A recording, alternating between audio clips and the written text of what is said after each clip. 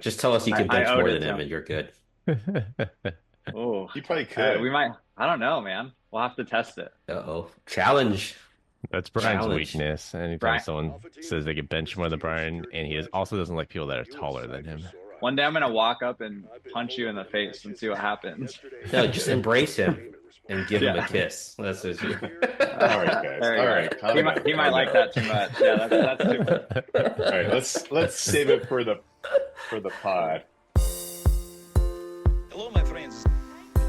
Thank you for joining us for the PEBCAK Podcast, a weekly information security show featuring some all-around good people. It is week 3 of 2025.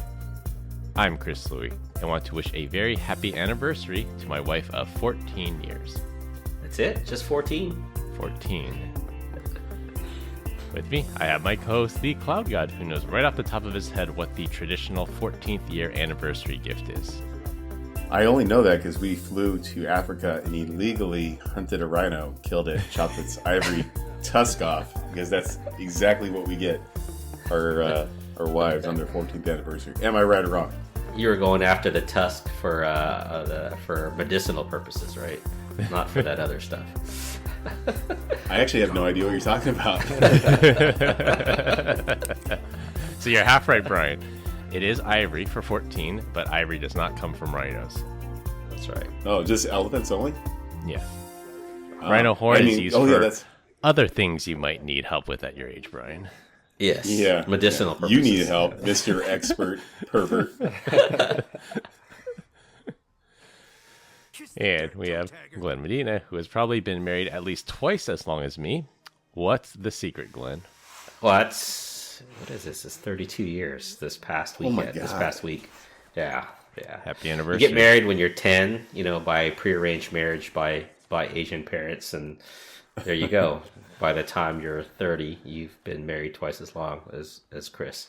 So I'm just kidding. No, 32 years celebrated last week. It was fun, and the secret that I tell everyone is you better learn to say I'm sorry in your repertoire. So that's helped me a lot.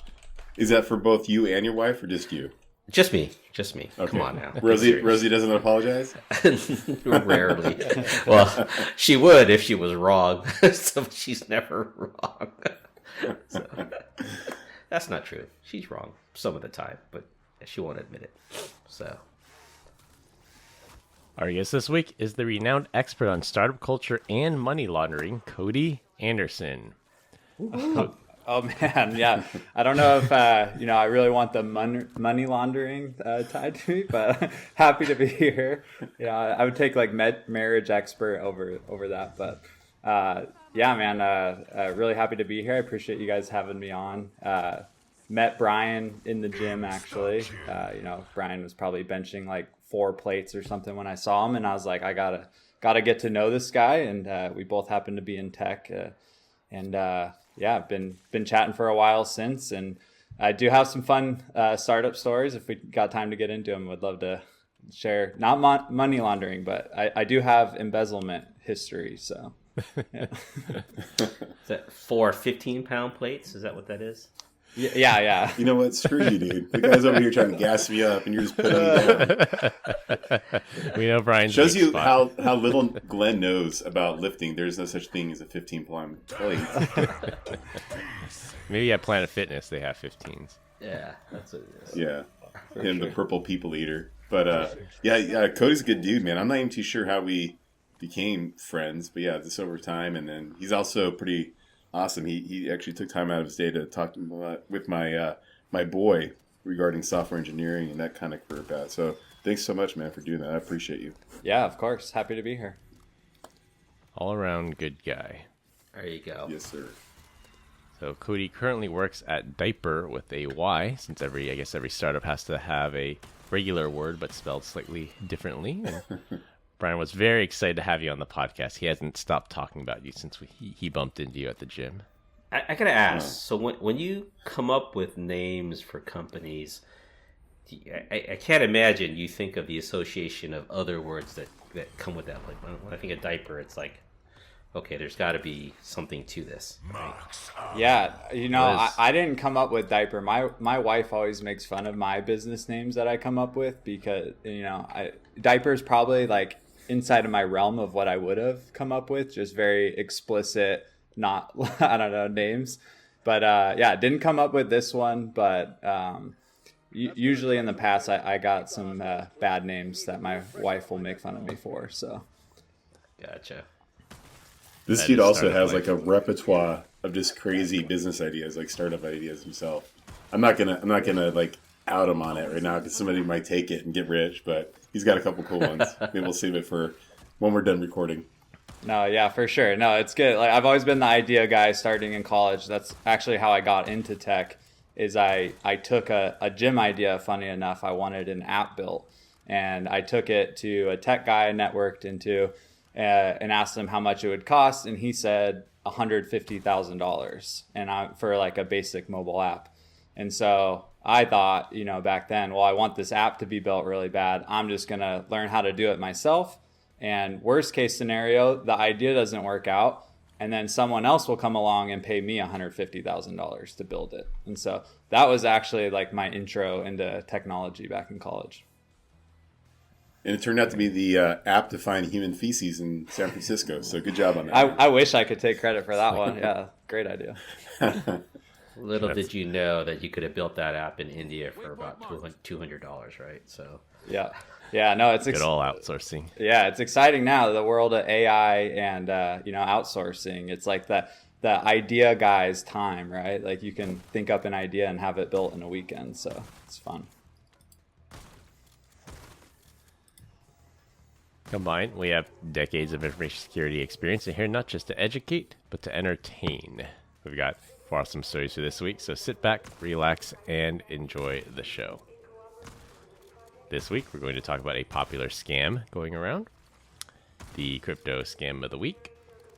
For our third topic, we'll get into startup life and close with Google Trends for 2024.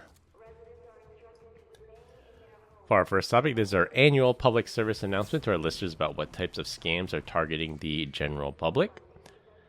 SMS phishing scams are nothing new, but for about a year or so, the scammers out there are looking for ways to bypass Apple's built-in phishing protection feature for text messages and iMessage.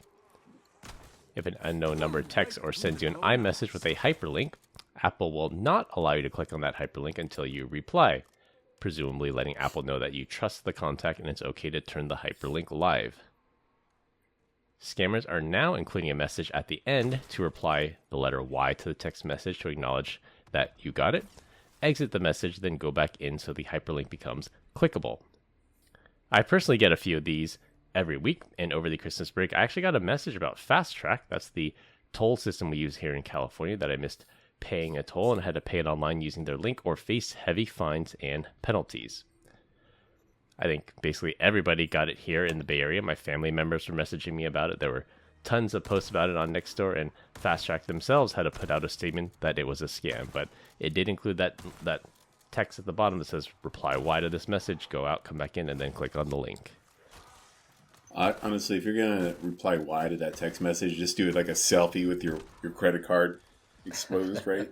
just hand them the money instead. Be a better idea. Well, Less work lockdown on would both parts. Lockdown would prevent that from being opened even if you did respond, right? I think so. I think lockdown mode Yeah. has some kind of protection against unknown contacts and sending you Yeah. links and stuff. Yeah. When was the last time you guys received a phishing link? Every day. Yeah, multiple times per week. Okay. What about you, Cody? I get a lot of emails for sure. Probably, I would say like 3 a week ish. Google's From pretty an good email about that, or though. smishing? Yeah, smishing. Yeah. You ever get the text Smishing? message ones? or No, not? I don't think I've got a text message one actually. I wonder if this is because like your guys' area code is just more subject to dumb Vulnerable. people. Yeah. Yeah. It could be. Like, I have a Bay Area code, so they knew to target me with the Fast Track one. Like, I know, Brian, you wouldn't get targeted with Fast Track because you don't have that in Arizona. My I daughter don't know what sent me a Fast Track text. is. Yeah, my daughter sent me a message saying, "Is this legit?" And I'm like, first, the car is not registered in your name, so they would never contact you. I would be the one to contact. And yes, if you look at the link, it's not a good link. So delete. And the phone number it came from, the international prefix is the Philippines. So yet another red flag that someone in the Philippines should not be trying to get you to pay for your fine here in California.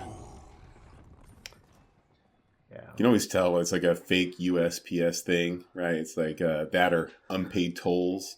It's like nothing's original anymore, right? This is out there. It seems legit, but it's like an email from, or I'm sorry, a text message from like USPS123XOXO.net telling us that our package is being held hostage. I don't believe it. I feel bad though. I mean, how many other people? I mean, if you sent this out to 1 million people, what's the success rate of them getting scammed? 1%, 2%? Even 1/10 of 1% of 1 million people is still something. That's a lot of people. Yeah. Yeah. You know who doesn't get a smishing text? Is people in Alabama. They probably sort by like the prefix, and they're like, oh, those are just poor people down there. We'll focus on the Bay Area. That's why you guys get so many. Me and Cody don't get much every day. No, not out there in Arizona. There's somebody on our company chat program that was complaining about one in Texas where they actually said they were driving on this particular roadway, and then they got a message that was fairly convincing. But being an InfoSec, they recognized it as a scam. And for the fast track one, I said, "Oh, the joke's on you. I didn't go anywhere for Christmas. I didn't drive my car, so I definitely know that's not true." Deny. Smishing sounds a lot like smashing, which sounds like something completely different. Yeah, That's different. Yeah, if the scammer is trying to smash you, that's something totally different than trying to get your credit card info. Yeah. Now that maybe they smash you first.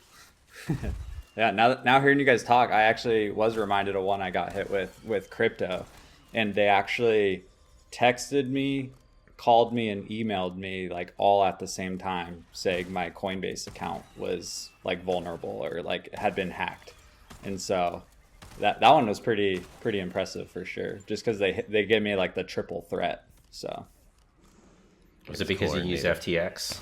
They actually did say yeah, but I didn't use FTX, and that was one of the ways it was like pretty clear. Like they're like, oh, you were probably part of the FTX hack or whatever. Like, and I was like, no, I wasn't. I never had an account. So, but that's awesome. But it reminds me of the. Sorry, go ahead, Brian. Finish your thought, Cody.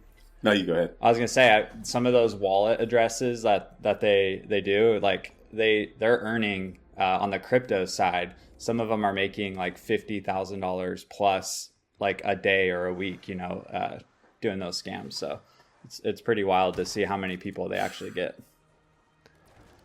Yeah, crime does pay. Seems like someone literally took the idea from Ryan Howard on The Office. Remember Woof, WUPHF, who is a multifunctional platform that simultaneously emails, texts, social medias, and faxes you at the same time. They've integrated this and used it against Cody. Thank God it didn't work. Yeah, for real. And there's always these leaks that I think a Bitcoin form got hacked, Ledger got hacked. They just steal all these customer databases of people that they know are into crypto, or they just scrape data from people posting publicly about it, and then that's how they can more effectively target you with these crypto scam type things. That's why I just want to sit alone in a room. No technology, just leave me alone to my thoughts. And I just do that and get paid somehow. Well, there was that story we did a few weeks ago. It was some guy out in DC that he got like 200 million in crypto stolen from him, doing exactly that, impersonating Google, impersonating Coinbase or Genesis. I think it was Genesis, and then resetting his password, resetting his 2FA codes, and they just stole all his crypto. Ooh. Damn. Cody, did you say $250 or $50,000 a day or a week? Yeah, so that might just change jobs. Yeah, for real. No, like sometimes it was there were like when the wallet address I looked up, it would have high and low days, but like some days it would have nothing, and then some days it would have like 100 Ethereum get transferred in, and it's just like seeing that is just like that's brutal. It's How'd you come across that wallet address? Yeah, I'm curious. Were you just watching the ledger or what? Yeah. Or the blockchain? Yeah, I forget. It was a little while back. It was like last year, but it was something to do with them trying to get me to send the money. So, because I fell off later in the flow. So I got pretty scared at first, like with my Coinbase account, and so I took a call with them, and then that's when it became clear to me like these are not Coinbase officials. So. Like they weren't able to like the number too. Yeah, they were all able to do a lot until it came down to like my actual account and everything. So then they didn't have any details. Was there a particular accent involved? Yeah, actually the English was really like working in tech. Like I'm used to working with people all over the globe and stuff, so like I feel like that wasn't like an indication for me, and I'm like more of a front end developer, so we're gullible and we write security vulnerabilities all the time, so my security knowledge was clearly lacking, so we're a big part of the problem out there with security. So whoa. Well, thank you. I appreciate you keeping us in business. Yes, yeah, right. no, yeah, we job security for all of you, so, especially in the startup world. We're just slinging code out there, and hoping AI catches stuff now. So, oh my gosh, that is terrifying, but 100% true. We joke about this, but you're actually saying it out loud for once, and I'm very happy to hear this. Yeah, no, most front end developers won't admit it, but it's true. So. Have you ever taken any like secure coding classes or certifications, anything like that? Yeah, back in college, like I did information systems in college, and so a lot of my like actual it was a mix of business and coding, right? But very kind of lighter on the coding side. But we did have some like security, like I think one security class, is all in like a networking class where we kind of tapped into some of it. But yeah, so like since college, like I keep up on it sometimes. But yeah, to be honest, like I think that's where a lot of the issues come up, right? Is full stack, like coding boot camps, full stack developers, front end developers. It's not something we keep up with or do ongoing education around. So especially in the startup. Well, I guess Absolutely security. terrifying. I guess security professionals. We have to do what 40 hours a year, something to continue my certification, keep up on security.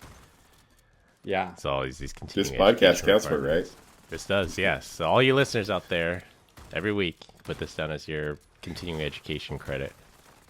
I have started listening recently, so I take that back. I do continuing education through this podcast. So Nice. Thank Thanks God. for being a Thank listener. God. thanks to Brian. Yeah, all because I became friends with Brian. All right, well, be careful out there.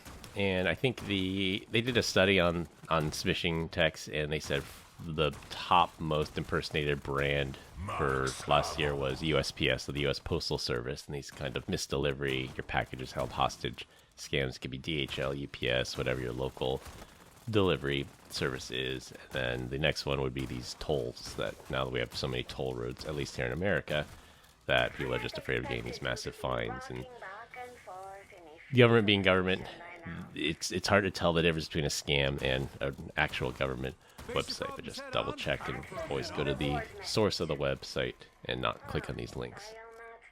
You get that the yellow screen of death, and it's an ASP.net error. You're like, I don't know. It seems Like, kind of sketchy, but it Is is this a a scam government. or is this a government website? Hard to tell. Yes, both. True.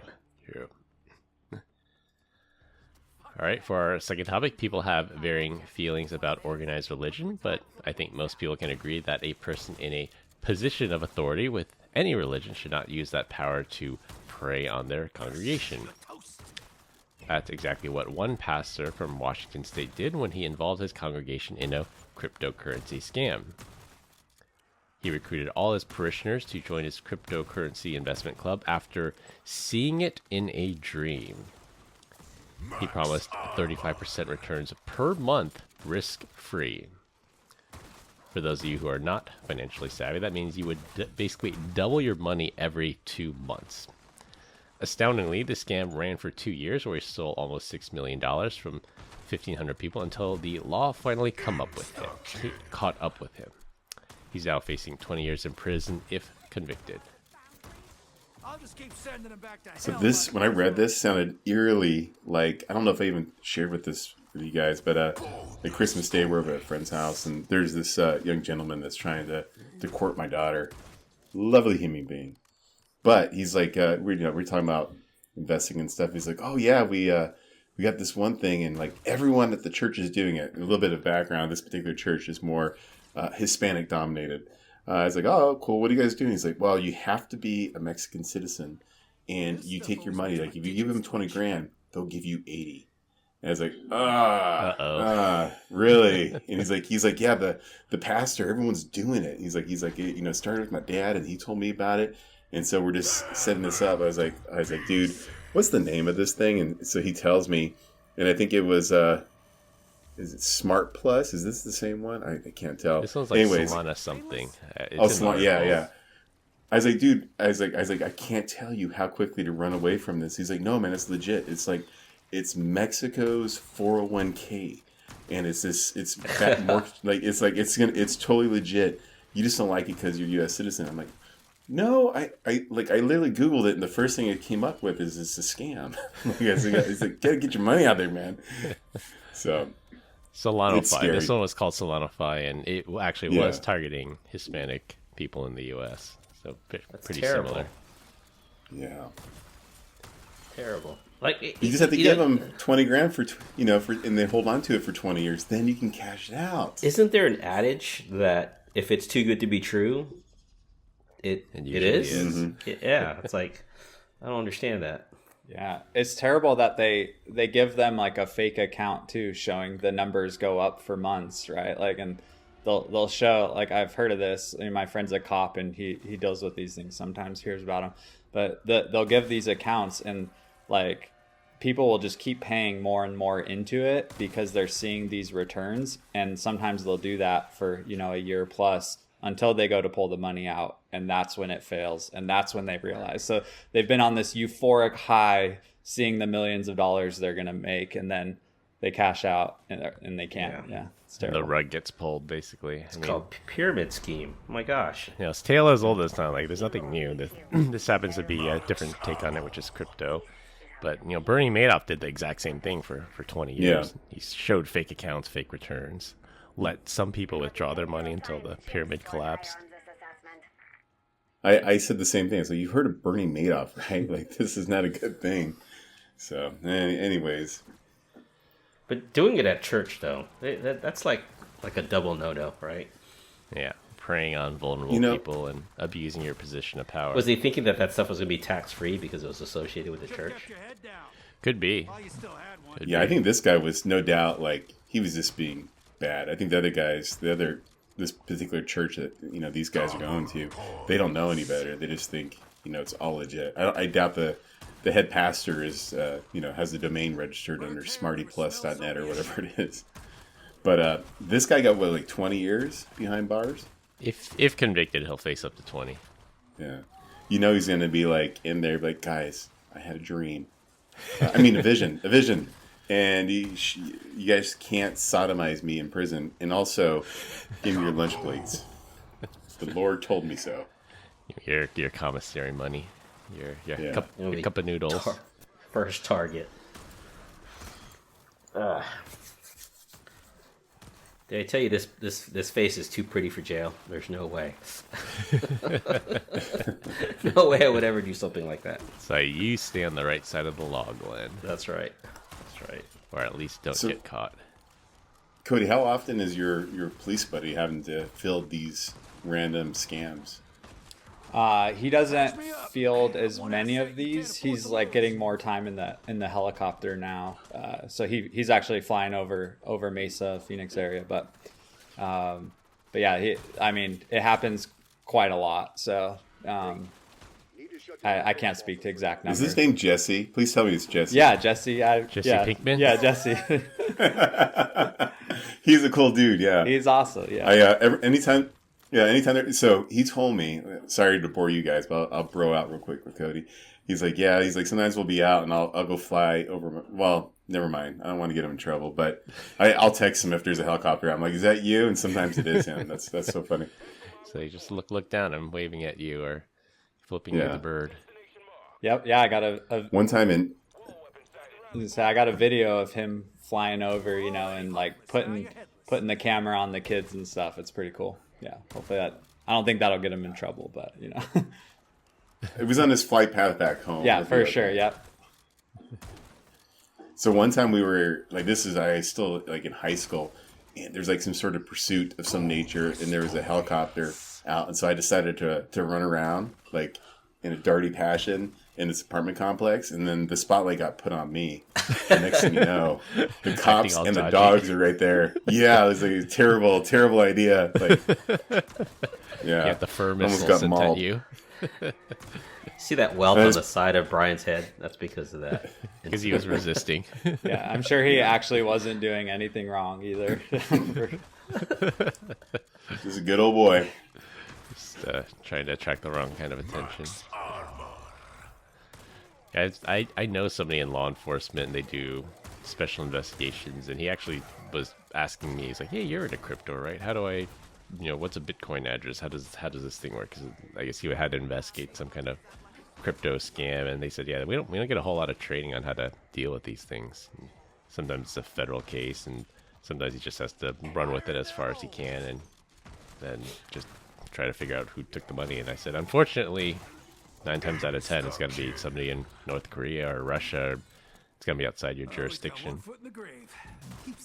Yeah, I had a buddy. Well, not a buddy. I met the FBI agent for like the cybercrimes division in Arizona. He's like, when they always say the FBI is looking into this, at least for like Arizona. He's like, the team. He goes, it's just me. The whole state. Just but for the entire state, everything online. It's just me. Just trying to figure out what's trying to prioritize. And he goes, most of the time it's like public data that is put into an Excel spreadsheet and made to look like it was a giant breach. He's like, dude, this is just the encyclopedia. Get the hell out of here. Yeah, and even with like ransomware, when I talk to people in law enforcement, they say unless it's like 7-8 figure loss, maybe probably even like 8 figure, like there's just not enough resources. Like we'll take the report, we'll do what we can, but unless it's a significant loss or high profile, like there's not a whole lot we can do.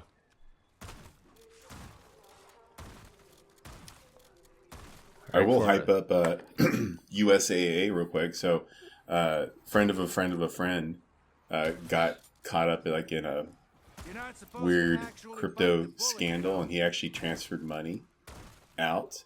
And so he did like a wire transfer, the whole 9 yards. Got a phone call from USAA, and they said, basically, what the hell are you doing? Like, where you're sending this money to is not where it should go. We're gonna get your. They actually got the money back. They held on to it for 6 weeks, and then they fired him as a customer. It's like, here's your money, leave, don't ever come back. You're too big of a liability. I don't know that like a Bank of America or Wells Fargo would be able to retrieve that money. I almost half feel that since they are associated with like federal government, that maybe they had a little bit more pull to get that money back before it was too late. Yeah, well, they have better checks, better risk management than the big banks. Yeah. Well, good on them. Always looking out for the most vulnerable. For third topic related to cryptocurrency scam, Brian tells me that Cody has some stories about maybe embezzlement or malfeasance in startup life. So I just left this as an open topic. Cody, if you have any fun stories you'd like to share with us and the audience. Oh man, yeah, I'll share some without, or I'll share one without giving any names of the company or anything like that. But just a fun part for any listeners who like to dabble in the startup space. Eventually, you'll run into something like this, I feel like. But I was going to work for an e-commerce app company, like a Shopify app, and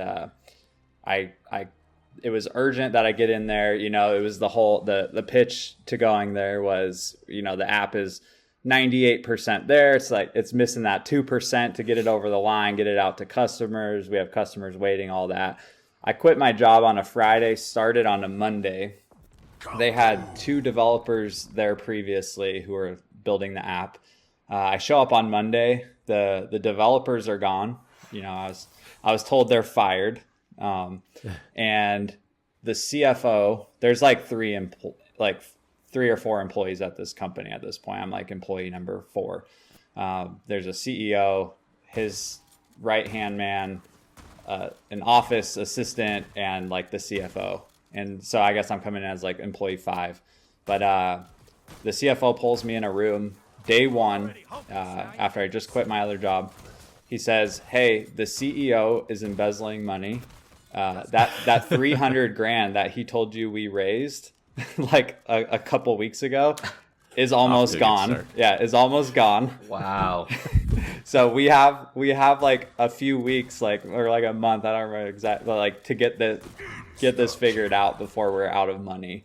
And so that was probably like the craziest day 1 I've ever had at a job. I found out the 2 developers weren't fired. They actually quit, and they were afraid to come into the office because the CEO had actually threatened to beat their kneecaps in with a baseball bat. And so why? Because he was going to rat him out? I don't know, not fast enough, I guess. But one of the devs too, it's actually really sad. I stayed in touch with this guy for a while. He was fresh out of college, first job, right, in the real world, going to work for this startup. The CEO they were all working out of his the CEO's parents' house at the time, and the CEO would give this junior dev Adderall to like stay up through the night and like just work nights to keep cranking on the product. And so like this kid fresh out of college, like, just innocent, coming into the workplace, getting fed drugs to stay up through the night and code. Amphetamines. Yeah. And I ended up, looking back, I don't know why, but I hired a buddy to come help me code this out. We got the app out and we're able to raise, a couple $1 million off of that. Actually, that happened right after me leaving. I made it 3 months, and similar to that first day, there were other experiences that happened. I had to jump ship. I didn't make it very long at that company, but they actually ended up becoming over $1 billion company, like valuation wise. So my chunk of equity that I walked away from ultimately would have been like close to $40 million. So that one, wow. Yeah, that one hurt, but you just never know though. Yeah. So it's like I tasted that startup, like you watch like these movies and documentaries on startups and stuff. Like I had it, like I was tasting it. Everything was there. The startup, like from day 1, we got it launched and customers started signing up, and it kind of, again, I can't get into too many specifics with company name and stuff, but like it ended up kind of like creating like a new like industry or a new segment within Shopify that took off. But so it was like I was that close. That's the closest I've been to a successful startup story. But and then so what happened to the CEO? Inquiring minds want to know what happened to the CEO. I was like, did they at least oust him before the next fundraise? Oh, no, this is what's crazy. So after I leave, I get a call from the investors, right? The current investors, and I have like this like hour-long call with this investor, and he's talking to me, like asking me, about all of like the embezzling and that stuff. And I tell him all of that, and at the end of that call, he was like, "Hey, like, we need you to take down your Glassdoor review." And that's where it was like it clicked for me. I was like, "Oh, like." This call wasn't to find out about what was happening so that they could like try to get the CEO. This is like the call to like try to get me to take down my they thought I posted multiple Glassdoors. I didn't, or reviews. It was just my one, but they were trying to get me to take down my review and really keep going. They push on. They basically pitched the next set of investors who put in tens of millions of dollars, and then the next set, they've raised a few rounds, I think, in the tens of millions to get that valuation.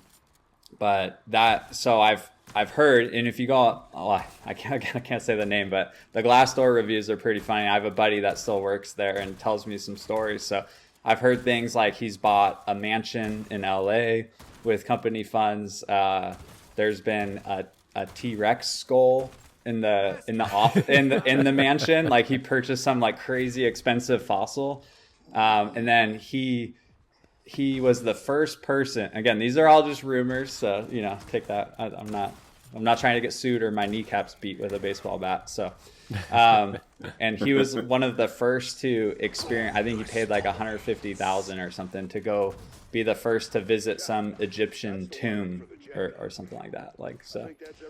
So the CEO's made out pretty well, to be honest. So. Well, hopefully, I guess wishful thinking. I was kind of hoping he said that he went down to go see the Titanic, but I guess he's still around kicking. I don't know. I haven't read the reviews lately, but he's probably been down there. That's wild. So, so for Chris and Glenn, they live in like near or around the Bay Area. So I would think like startup life would be a heck of a lot easier for them. But like you have definitely a pattern of it. And dude, I don't know anyone that's ever been employee number 5 at a company. So what has been your secret to rooting these things out? Is it just, are you superior developer? You have connections from college? Like what made that happen?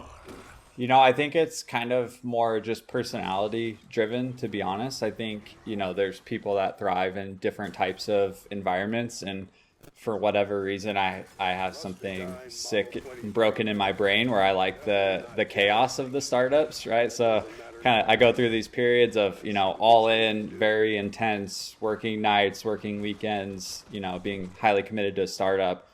And then, needing to recover sometimes. So like for me, a big company, if I go to a job with like over 100 employees, I'd call it big. I think the biggest company I've worked at was like 600 employees, and that felt massive and corporate-y to me, right? And so I think a lot of it, is just coming down to personality, of liking, to wear multiple hats. Like, I've kind of been a front-end developer, full stack, but you're doing DevOps sometimes. You're up at night when the site breaks. So those are, and then you're involved on the business side too, which I've always been interested in that side. And so if you're someone who tends to be more business minded and you're thinking how the software and the features you're building are going to affect the bottom line of the business, I think those types of people, and that just happens to be my personality, thrive in startups. So that's kind of why I find myself going back to them. Are you almost exclusively remote, or are these startups in Arizona? Yeah, so I moved down. So I was living up in Utah before, and we moved down to Arizona about 2 years ago. And I will say it's been harder. I'm still not tapped into the startup ecosystem here as much. I feel like Utah has in California, right? I've been part of Bay Area startups as well. Thriving startup technology ecosystems in both of those places. Arizona, not as much. And that's when I heard about Diaper. It's a e-commerce company, so it's a diaper brand, right? Kind of a premium diaper with compostable diapers. But what drew me to them being down here is they're Arizona based, and there is this whole technology component needing to be built out for a diaper pickup program. And so our diapers are compostable, and we have a service that actually comes to your doorstep, picks up your used diapers, and takes them to be composted and turned into essentially soil in a few weeks. So that's been the first startup experience here. This is good. Yeah, unfortunately, we don't offer adult diapers yet. I can see Glenn's getting excited over there, but baby diapers exclusively right now. So let's see if there's a demand after this podcast for adult diapers. You guys can let me know, and we'll make it happen. The only place I've ever heard of a compostable human waste is in North Korea. I don't think any other country does that, right? So you should seriously consider expanding to Japan, because they have a very aging population there, and a lot of the they have low birth rates and they have high elderly rates. So that actually a lot of the traditional baby diaper companies are converting to adult diapers and expanding into Japan. Wow. Yeah. I'm sure if you took a sample of Glenn's diaper, it'd be 99% Tito's vodka. What is going on with this guy? 1% Taco Bell. Yeah, the founder. Blood sample. It's blood sample. It's blood sample. Yeah, we found. I think the founders tested it early on, and they basically found that adults didn't care as much at that point, right? Like if their diaper is compostable, they're on their last days. They don't. They're at this point, it's in our hands. So that's funny. Like screw Mother Earth. Literally, I'm out of yeah, here. screw. Yeah, I'm done here. So This is your problem to deal with now. yeah. That's So a wild one story. more question for you, Cody, and then I'll let Chris and Glenn ask them. Obviously there's a significant age gap between us and you. So I look at you, you're young, you started your family, really early as well, but you're somehow able to do this, right? Like in today's economy. So I would argue that you have to be somewhat successful. So what's been the maybe the magic behind that, and how would you, I guess, give guidance to other up-and-comer software engineers that are out there? Yeah. Well, appreciate that. Yeah, it's a grind for sure in the startup world. It doesn't always feel like you're winning and doing great things, but have had some good wins and, overall, I'd say a great career so far. But ultimately, I think it comes down to being passionate, and having good discipline. So like I would say my discipline came from a sports background actually, which is maybe a little more rare on the tech side too. But, I grew up, wanting to be a pro baseball player, and then in high school wanting to be a pro golfer. And so I was always pouring 8+ hours a day, into whatever sport. And then in college, I got to play college golf for a couple of years. So I'd say discipline is huge. when I'm passionate about something, I just dive all in and I spend countless hours on it. Right. And it doesn't feel like, that hard to me because I'm enjoying those hours that I'm putting in. And then, on the family side, which you touched on, obviously my wife has been, we got married really young. She's actually 6 years younger than me. I was 24. She was 18. When we got married. We now have 3 kids. We jumped right into it. I think we were pregnant 3.5 months into the marriage. So we dove in, had 3 kids while doing startups the whole time. And I can't say they're like she hasn't ever not been mad. Like she's got mad at me a few times for being on the computer at night and stuff, which is totally understandable. But overall, she's been super supportive, right? And that's something, you guys have all been married longer than me. I'm not a marriage expert, but that's something, just communicating with her, and her allowing me to kind of like chase some of these dreams when it has been a risk for our family, like that story I told you of like the embezzling company. I one of the most scared texts I've ever sent my wife was when I quit on the spot that job. Literally never done that, had no backup plan yet or anything. I'm the sole financial provider. I took a selfie, like a selfie of me with my own chair and monitor, because I literally brought my own stuff to the office, wheeling my own chair and monitor out with the building behind me saying I just quit.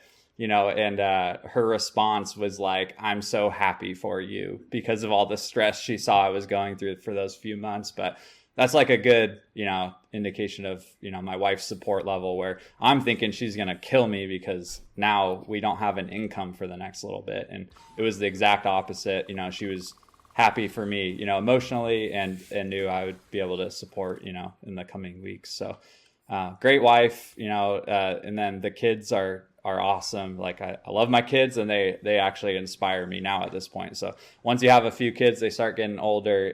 I feel like it becomes inspiring to keep going and stuff. So I think that old Chinese proverb, right? Like behind every successful man is a woman, right? Like a great woman, and behind every woman is a man wondering if she's ready yet. I'll leave it at that. Wow. Is that a dad joke? Did you just do a dad joke? It was covert, but it was there. I was thinking, it's like, Brian, I'm wondering where he's going with this because he got the first part, which is what everybody knows. But I'm waiting for the punchline. I'm waiting for the punchline, and there it is.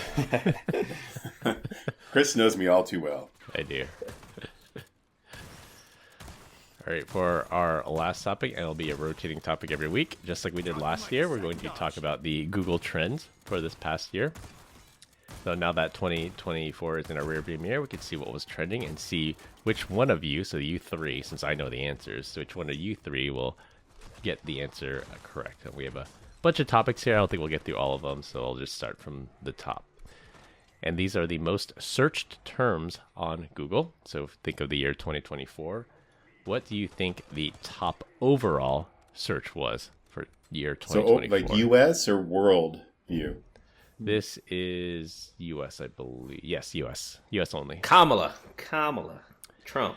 Kamala was number 5. Trump was number 2. Is Brian Deitch really bald? Not even in the top 10. Damn it.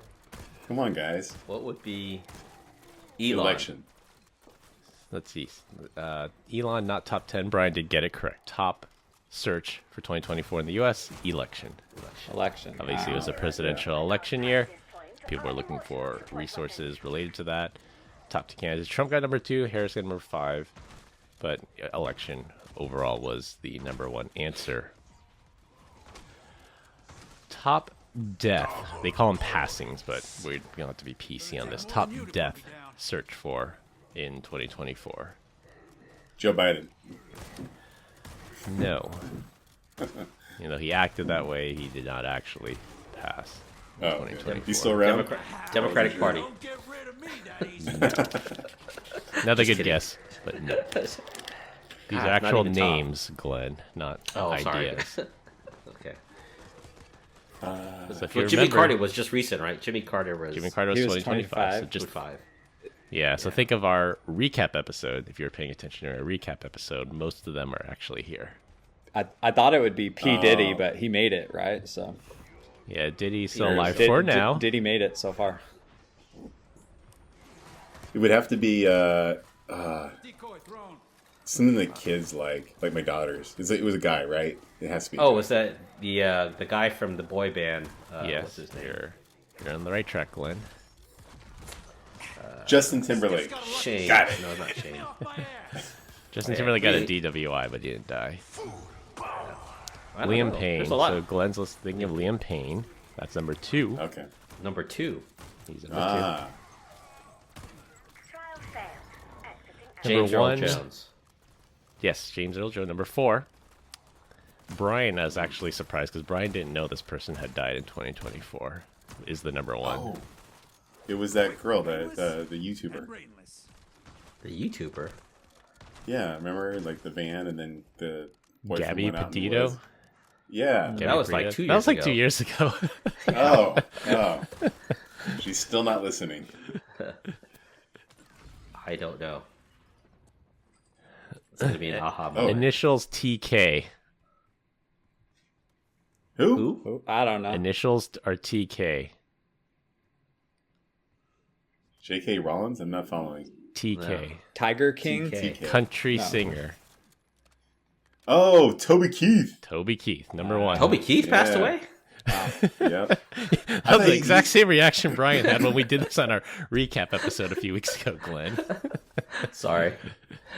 I thought he did that song like in a small town, but that's a different person. That's Jason Aldean. Yeah, it's Jason Aldean. Yeah. Okay. Toby Keith did the Angry American, I think. That was the one after 9/11. Then rounding out the top 5, Toby Keith 1, Liam Payne 2, O.J. Simpson, number 3. Glenn got James Earl Jones, and then number 5, Rich Homie Quan. I don't know who that is. Like, it's kind of sad. Like, He was part of Wu-Tang, right? You might know better than me. Like, I like to think I'm plugged in on current events and current trends, but like when I look at like top song and top artists and things like that, I'm like, I know maybe 2 of the top 10, so clearly not that well plugged in. All right, top person search. I think we hit on all of them already. Donald Trump 1, Harris 2, JD Vance 3, Joe Biden 4, 5, Catherine, Kennedy. Princess of Wales, I guess, because she went through some kind of cancer scare or medical scare, and she was disappeared for a few weeks. What about Andy Dick? No, Still Andy alive. Dick. Jose Canseco. Tim Walls, number 6. Ashley Simpson. What year is this? I don't know. All right, top actor. I was surprised on who the top search actors. Was Actor there or any? actress. I mean, Vanilla were there any Ice. good movies this last year? That's the thing, right? So So they weren't related, as far as I can tell. Like I only know a few of them. So of the top 5, I only know 2 of them, and I don't think it was because of their acting this year. don't This might know. be Dude hard. from Beast, I should actually skip this Jake one. Gyllenhaal. For some reason, and I think I might know the reason, the number 1 top search actor for 2024. I'll give Cody a chance. He wanted to speak up. Oh no, I was just You'll gonna let the This Is Us, or is that what it's called? This Is Us. The Yeah. drama between That TV show. the two main actors, like all the lawsuits going around right now. They're like suing for like $250 million. I could see a lot of searches coming up of that. What? Yeah, what? Huh. I should know the names Yeah, I off have the to top look of at my Jack? head. that because I don't know those. Yeah. Yeah. Yeah. Okay, That so show, Blake- season 1 will make you cry. If you're a human being, you cry. This Is Us. So It ends Blake with Blake us. Lively Okay, and so it's Justin Blake Lively, Baldoni. Justin Baldini. Yeah. Yeah, they're like involved in massive. No. I know my wife Not read the even the book top and 10. she's obsessed with it. So I went and saw it. But yeah, they're like suing each You let other your for wife read? only on top- Saturdays. The Oh, top search actor was Cat Williams, and I don't think he did a movie this year, but I think he was like right in the middle of all the Diddy stuff. Like he outed Yeah. a bunch of people, so I think that's probably why he was trending this year. that and Bigfoot. Yeah, And Bigfoot. I don't know. Let's move on to top movie of 2024, and these are searches. Top search. These are movies. searches. Yeah. Skip. There's no way Moana to- 2. Yeah. Moana 2 Wicked. is not. Yeah. Here. Wicked Yeah, was not Wicked, on no. here. The Beekeeper. Beekeeper was unfortunately not on here. This Is Us. I gotta throw What it was up. the other one that came out? Yes. All right, so Cody, I know what you're thinking of. It ends with us. It so that's ends number with 3. us. Thank you. Yeah. I know No idea. Glenn for sure has seen a bunch of these movies because he said these were his top movies of 2024. Oh, Oh, Inside Out. Inside Out, yes. So Brian got number 1. Inside Out number 2. really? Dead- And- Deadpool, Wolverine? He goes to what? Yes, Oh, Deadpool yeah, versus that- Wolverine Deadpool. number 7. Good. Oh, no way. Really? So low. Probably because rated R. Yeah. Then again, it was this search. I can't even remember what I watched this year. Or last It's year. always you, your wife, a bag of popcorn, a soda, and an empty movie theater. Every time That's you right. take a Love selfie. it. Love There's it. no one Love there. it. with Love it. with a cutout on the bottom of the popcorn bucket. Great moments of hookup history. Number 5 was Vic's favorite movie, Dune. Oh, that was a good one. Number 6 was Twisters. I know for sure Glenn saw that because he said No, I don't remember that. he one. watched it. I didn't watch that. My life just flashed I think the before kids my watched that eyes. one. Luke Combs had a great song in there. All right, I think we'll round it out. Last category, top searched athlete of 2024. Oh, that's easy. That dude with the giant dong that lost the high jump thing. Or the pole vault. He lost a pole vault with his pole. It was amazing. All right, you got to pick out his name because I don't even know his name. Top search athlete? Is it Taylor Swift? It wasn't him? Are you kidding? Wasn't it I wasn't searched for LeBron him. James, right? Was It's it? not an athlete. Was LeBron that- James. Nope, not top 10. Surprisingly. Brock Purdy. Brock Purdy, not top 10. Wow. There is a Patrick 49er on Mahomes. here. Oh, Christian McCaffrey. Mahomes, no. McCafferty, no, surprisingly. Kittle then. Gotta be Kittle. George Kittle, no. So Debo? for Brian, Debo? Anthony Amarati is who you're thinking of, and he was not in the top 10. Debo is He not should in have the been. top 10. It's got to Top be 10 that in the guy world, that, if you know that what just I mean. gave up. It's got to be the guy that gave up in the middle of the game. Antonio Brown. No, there was another guy. Yeah. So, anyways, all right, let's get going. All right, think of the most popular sporting events that happened in 2024. I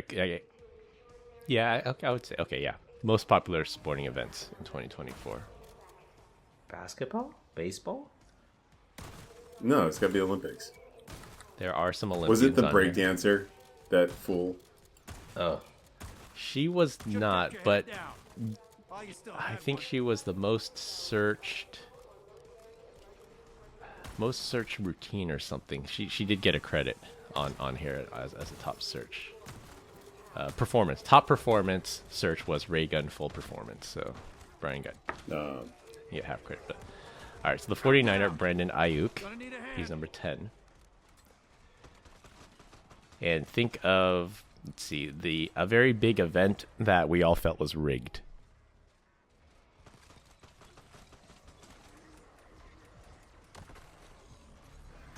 Who's weird? Are you pregnant? Because I don't know. We talked about it. We talked about it on the show. We talked about it in the group chat. We all felt this particular sporting event was rigged. Oh, the Jake Paul. Boxing, Jake Paul. Mike Tyson. Yes. Mike Tyson. Oh, yes. So Mike Tyson, number 1 search athlete. Jake Paul is number 5. The Tyson-Paul fight. We all felt it was rigged. Definitely was. We're scripted. For sure. Yeah, it was 100% totally. scripted. Yeah. All right. So Emain Kahilf. I think that was the he-she boxer from the Olympics. If I remember correctly. Simone Biles, Olympian. Scotty Schaefer. Caitlin Clark was number 7, WNBA. Jordan Childs, another Olympian, number 9. I should have got the golfer, Scotty Scheffler. He had a year, so. Yeah. All right. Well, we continue to get great comments about our dad joke of the week. Dad joke of the week. This week, our guest, Cody, is up. All right. So what do you call a deer with no eyes? What's that, Cody? No idea. Yeah. Wait. It gets better. It gets better. What do you call What do you call a dead deer with no eyes? Still no idea. Any last requests?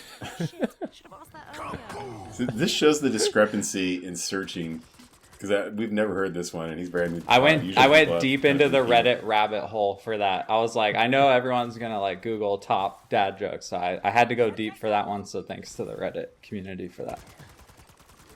All right, and what was your Reddit username again? Just kidding. Don't share that. Don't know. It's anonymous. All right. Since Cody brought up that he is a front-end developer, I'm going to bring in a bonus dad joke. Okay. Why do front-end developers eat lunch alone? It's because they don't know how to join tables. Scientists can bring you back to life. I'm some smile and nods. I'm a friend and I don't understand Womp womp. what's join mean. All right. let's wrap You just it up, boys. you asked the back end developer to do it. That's the real answer. Yeah. All right. Let's wrap things up. Do not reply to or click on links in unsolicited text messages. If your religious institution sets up a crypto investment fund, be skeptical. Startup life can have a bunch of malfeasance involved with it. And we want a Mike Tyson, Jake Paul fair rematch. That's all I have for this week. We hope you enjoyed this week's episode. Find us on LinkedIn. Links will be in the description. Follow us on Instagram at PEBCAK Podcast. Thank you to all listeners and subscribers for rating us 5 stars in the iTunes Store and Spotify and left us a review. We appreciate you all spreading the word to help grow the show. The best way to find us is search for the PEBCAK Podcast on your favorite podcast listening app. For my co-hosts Brian Deach and Glenn Medina and our guest Cody Anderson, I'm Chris Louie. Thanks for listening. We'll see you all next week, and as always, have a nice day. Bye, Felicia. Have a nice day.